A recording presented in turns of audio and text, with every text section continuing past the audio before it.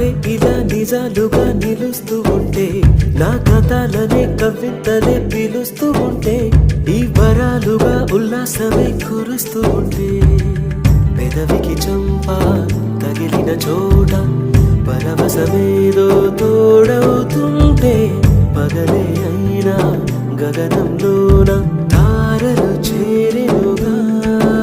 నిజంగా నేనేనా ఇలా నీ జతలో ఉన్నా, ఇదంతా